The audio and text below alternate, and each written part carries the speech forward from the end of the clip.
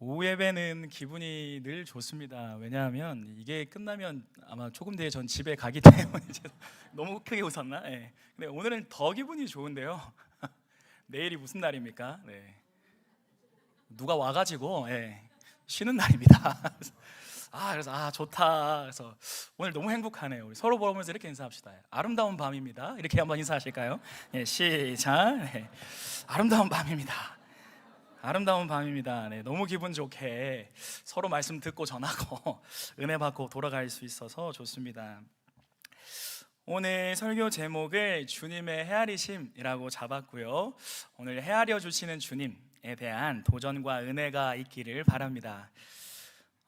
성도 여러분, 제가 질문으로 이렇게 설교를 시작하고 싶은데요.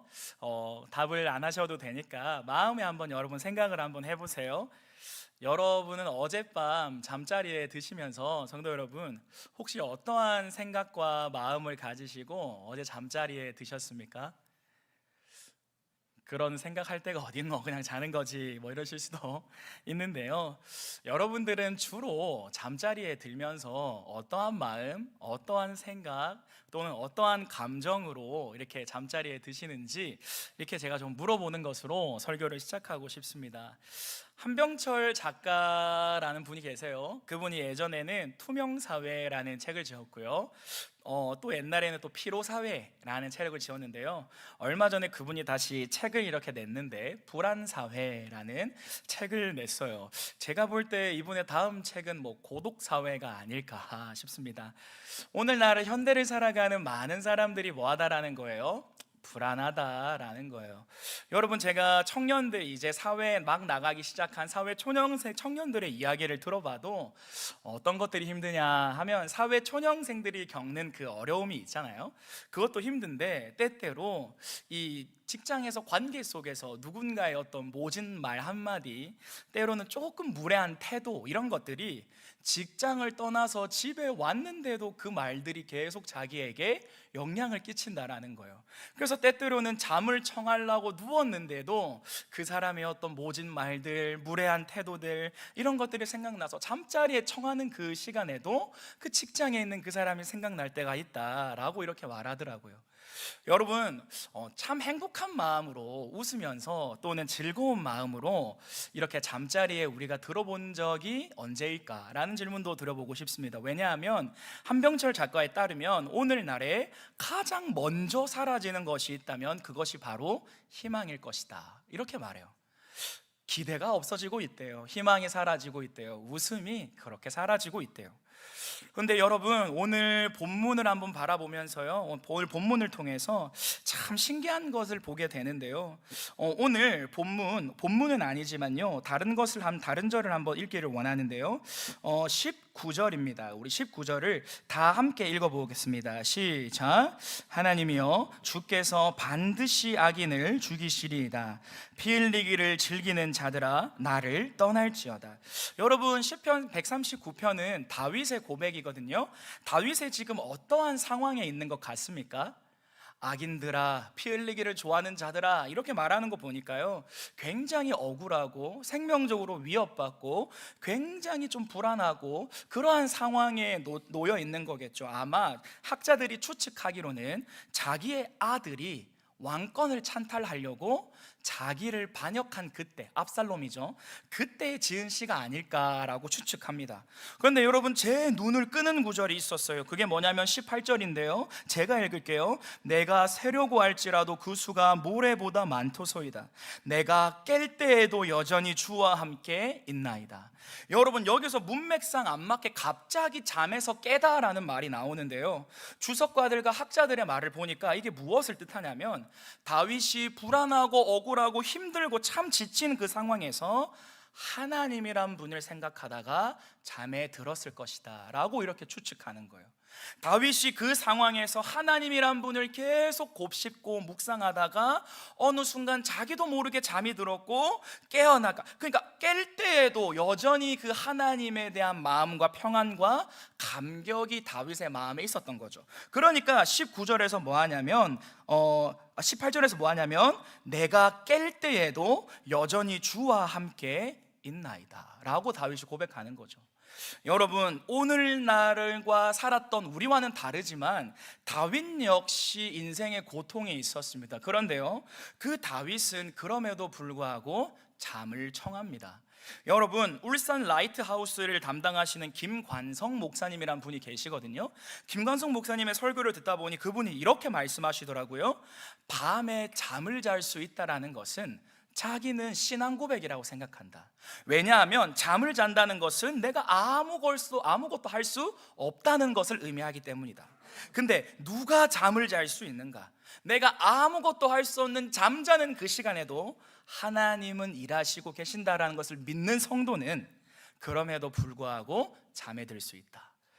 참 이렇게 말씀을 이렇게 탁월하게 풀어내시니까 참 감동이 되더라고요. 그 관점으로 제가 오늘 또 묵상하다가 이 본문을 발견했는데요, 여러분, 오늘날 그때 다윗에게 무엇이 그럼에도 불구하고 이 상황에서 잘 수 있게 하고 살아가게 했을까? 제목에도 나와 있다시피 헤아리시는 주님 덕분이거든요. 그것을 한번 본문을 탐구하며 한번 더 알아가기를 원합니다. 우리 이 시간 시편 139편 1절을 한 목소리로 한번 읽어보겠습니다. 시작.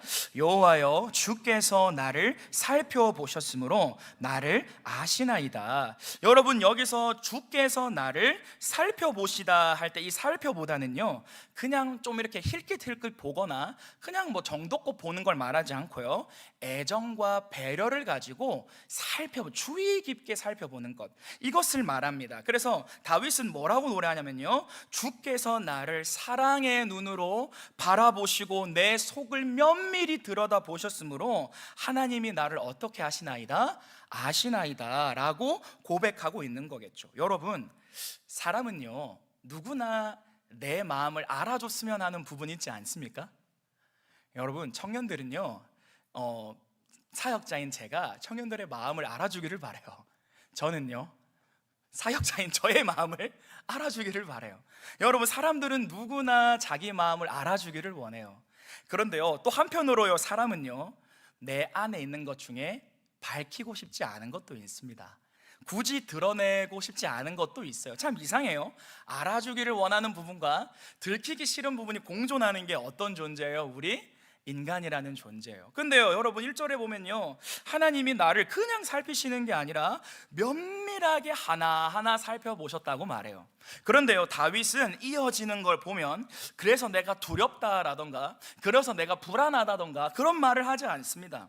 나를 아시는 하나님 앞에서 오히려 다윗은 평안함을 느끼고 감동을 느낍니다. 그래서 6절에서 뭐라고 말합니까? 이 지식이 내게 너무 기이하니 높아서 내가 능히 미치지 못하겠나이다. 하나님이 나를 아신다는 그 사실이 얼마나 위대하고 대단한지 감히 제가 범접하지 못하겠습니다 라고 다윗이 말하고 있는 거죠. 여러분, 칼 로저스라는 사람이 있습니다. 이 사람은 저명한 심리학자이자 상담학자인데요, 이분이 뭐라고 말했냐면 이렇게 말했어요. 나는 내 안에 올라오는 모든 욕구를 사랑한다. 다시 한 번 더요. 나는 내 안에 올라오는 모든 욕구를 사랑한다. 제가 이 말을 접하는데요, 문득 눈시울이 조금 붉어지는 거예요. 왜요? 저는요, 목사님 아들로 태어나서요, 이건 해야 돼, 이건 하지 말아야 돼 라고 하는 굉장히 어떤 율법적이고 가이드라인이 철저한 환경에서 자랐거든요. 그러니까요, 제 안에는 내 안에 있어야 할 것과 내 안에 없어야 할 것이 분명했어요. 내 안에 없었으면 좋겠는데 여전히 원망은 올라옵니다. 여전히 불안은 올라오고요, 여전히요 탓 올라옵니다. 내 안에 없었으면 좋겠는데 제 마음을 붙잡는 분노 여전히 올라옵니다. 저만일까요? 여러분도 그러지 않을까요? 때때로는 그냥 신앙의 길을 떠나고 버리고 싶은 마음도 때때로는 올라왔던 것 같습니다.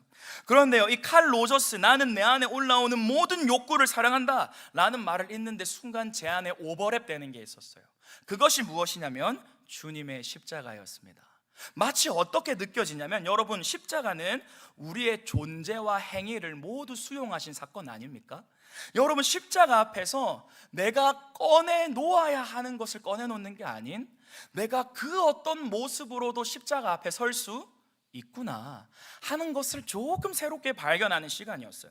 하나님 앞에서 뭔가 갖춰진 모습이 아니라 내 안에 올라오는 이 감정, 나조차도 용납이 안 되는 이 감정도 아들로서 하나님 앞에 들고 갈 수 있구나. 여전히 두려워도 되고 불안해도 되고 때때로는 망가져도 되는구나. 그것을 하나님이 괜찮아 하시는구나 라는 것을 제가 발견하게 된 사건이었죠.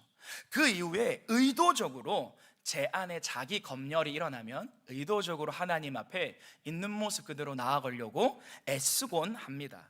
이제 시간이 조금 흐르니까요, 제 안에 올라오는 때로는 저조차도 인정하기 싫은 마음을 인정하게 됐어요. 그래, 죄인이니까 이 마음이 또 올라오는구나. 근데 내가 하나님 앞에서 당당할 수 있는 이유는 십자가가 이미 나의 모든 것을 뭐 했기 때문에? 수용했기 때문에.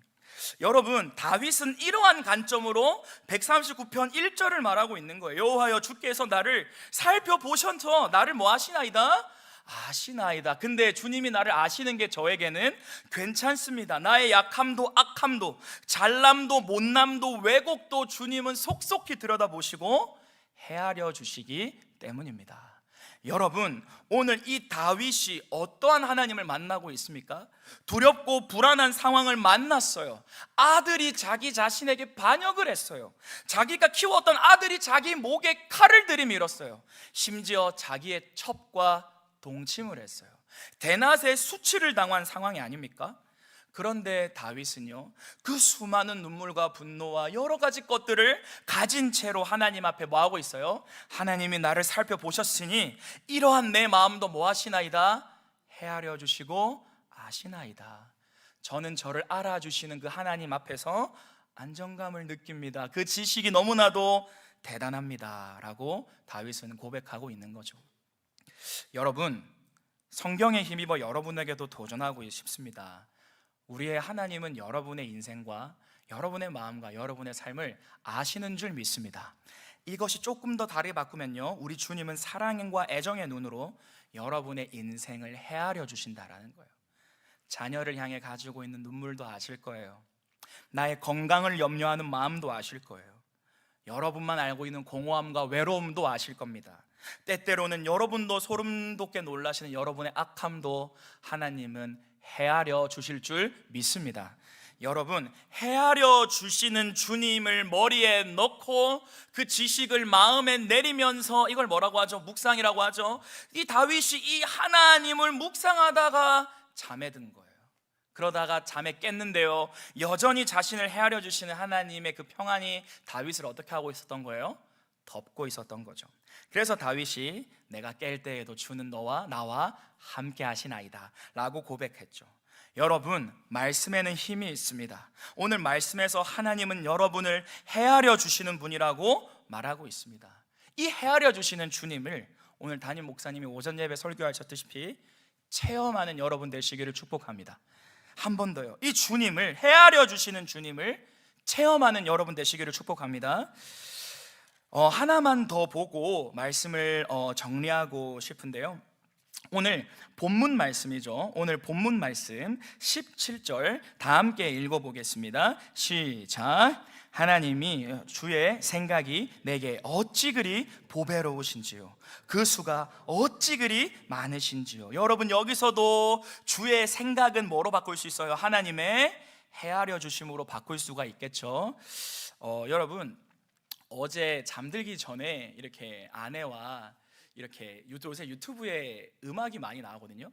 요새 그 아이가 23주가 됐는데요, 이제 뭐 하냐면 이게 태동이 느껴지더라고요. 그래서 이게 너무 신기한 거예요. 그래서 가만히 있는 아내 눕혀가지고 손에 막 얹기도 하고, 여보 기침해봐 기침해봐 이렇게 하면서 막 기침하면 깨니까 막 자고 있는 애 깨워가지고 막 배에 입 대고 노래 부르고 막 별의별 일을 다 하고 있습니다.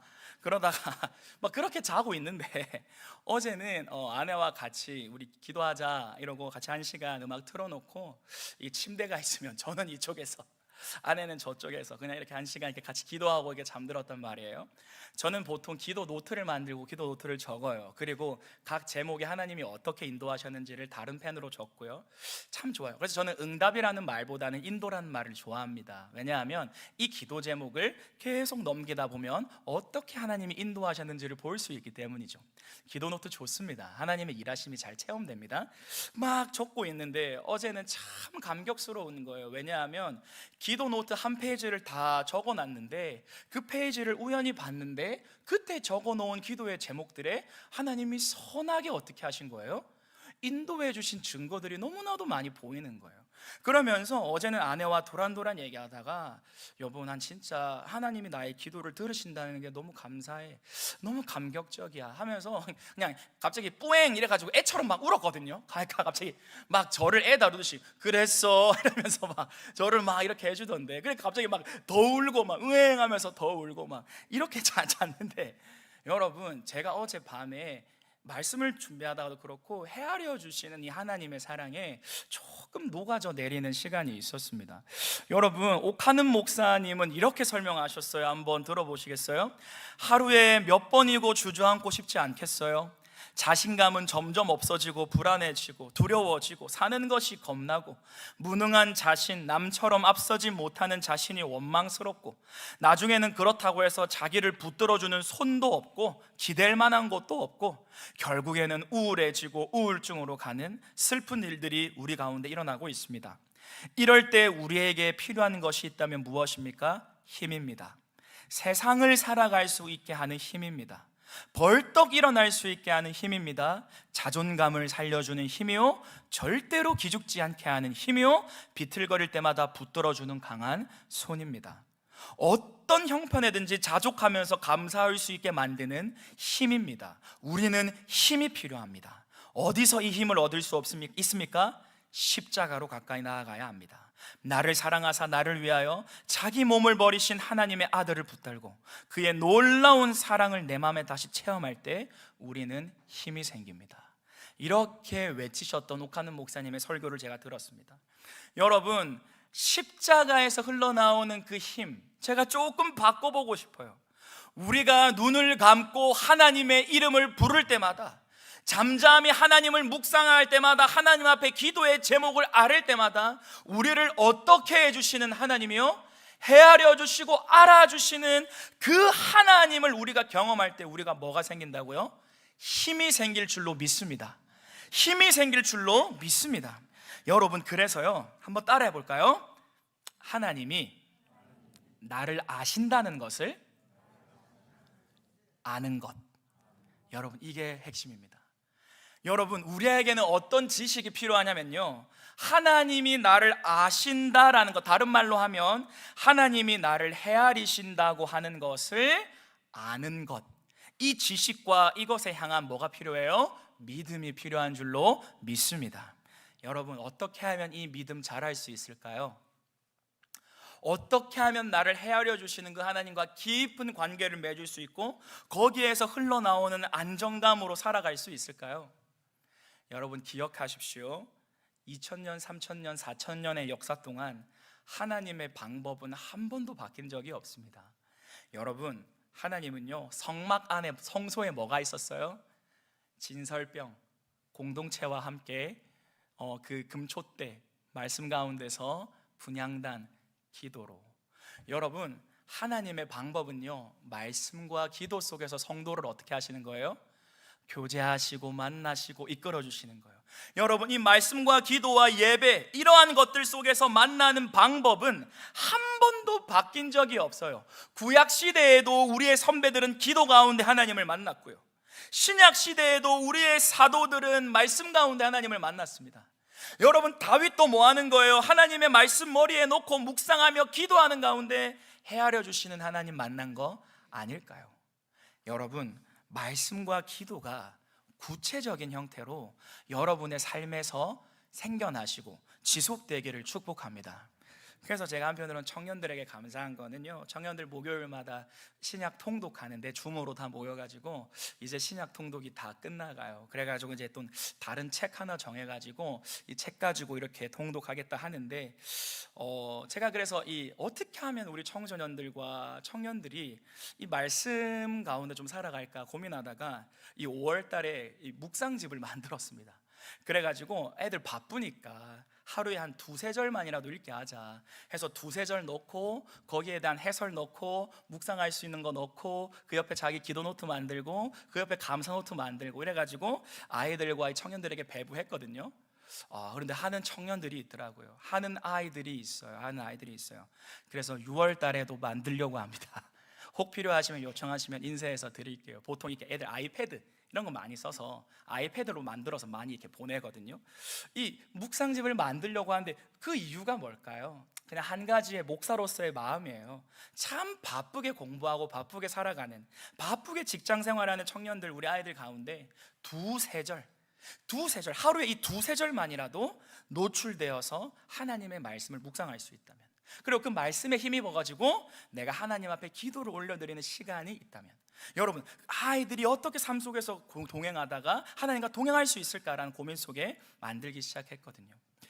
실제로 또 인스타에서도, SNS에도 이런 것들을 묵상을 매일 올리고 이제 조금 계속 이러고 있습니다. 뭐 어때? 딱 하나예요.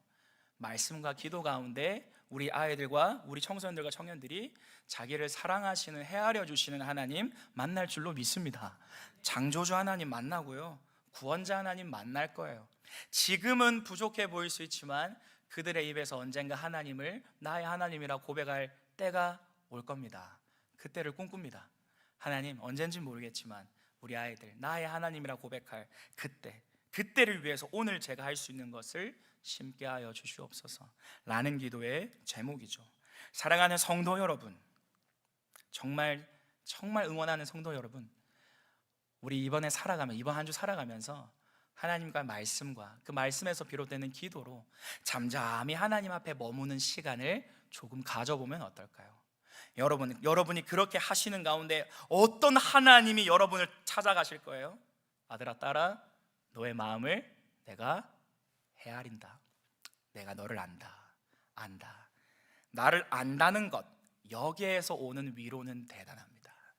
그분이 나를 안다는 것, 나는 하나님에게 알려져 있다라는 것, 나의 모든 것은 숨김바 되지 아니하고 그분의 가슴과 지식에 알려져 있다. 여러분, 여기에서 오는 위로가 대단합니다. 혹시 인생이 공허하십니까? 지치십니까? 부담감이 있으십니까? 헤아리시는 하나님 앞으로 나아가십시오. 여러분, 예수 그리스도를 소개합니다. 예수 그리스도께로 나아오십시오. 그분에게 나아가면 한없는 사랑으로 여러분의 마음을 헤아리시고 여러분의 마음을 인도하시고 여러분의 삶을 이끄실 줄로 믿습니다.